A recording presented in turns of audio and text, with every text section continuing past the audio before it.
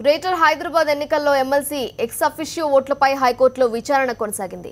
తెలంగాణ ప్రభుత్వం మేయర్ పదవిని దక్కించుకోవడానికి ex officio ఓట్లను పెంచుకోవడానికి అక్రమ మార్గంలో జీవో నెంబర్ 207 తీసుకొచ్చిందని కాంగ్రెస్ నేత శ్రావణ్ ఆ జీవోను సవాల్ చేస్తూ హైకోర్టులో పిటిషన్ దాఖలు చేశారు. చట్టాన్ని రూపొందించాలన్నా సవరించాలన్నా చట్టసభల ద్వారానే చేయాలని ఆయన అన్నారు. హైదరాబాద్లో ఓటు హక్కు లేని ఎమ్మెల్సీలకు మేయర్ ఎన్నికల్లో పాల్గొనే అర్హత లేదని ఆ హక్కును కల్పిస్తూ చట్ట సవరణ చేస్తూ జీవో 207ను తెలంగాణ ప్రభుత్వం తెర మీదకు తెచ్చిందని ఆరోపించారు.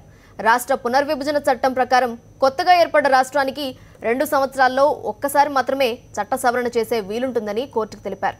జీవో ద్వారా చట్ట సవరణ చేసుకునే అధికారం ప్రభుత్వానికి ఉందని ప్రభుత్వం తరపు వాదనలు వినిపించిన అడ్వకేట్ జనరల్ న్యాయస్థానానికి తన వాదన వినిపించారు. గతంలో సుప్రీంకోర్టు తీర్పులను పరిశీలించి ఎమ్మెల్సీల ఎక్స్ అఫిషియో ఓట్లపై తమ నిర్ణయాన్ని సోమవారం వెల్లడిస్తామని న్యాయస్థానం తెలిపింది. వాస్తవానికి చట్టాన్ని చేయటం కోసమైనా ఆ చేసిన చట్టాన్ని సవరించడం కోసమైనా కానీ చట్టసభలో మాత్రమే జరగాల. కానీ ఈ ప్రభుత్వం ఎగ్జిక్యూటివ్ ఆర్డర్ ద్వారా చట్టాన్ని అమెండ్ చేసేటువంటి ఒక ప్రయత్నం చేసింది. అది చట్ట ప్రకారం నేరము అని చెప్పని మేము హానరబుల్ హైకోర్టు దృష్టికి తీసుకెళ్లడం జరిగింది. నిన్న ఈరోజు చర్చలు జరిగినాయి. తర్వాత మండేకు దీన్ని పోస్ట్పోన్ వేయడం జరిగింది.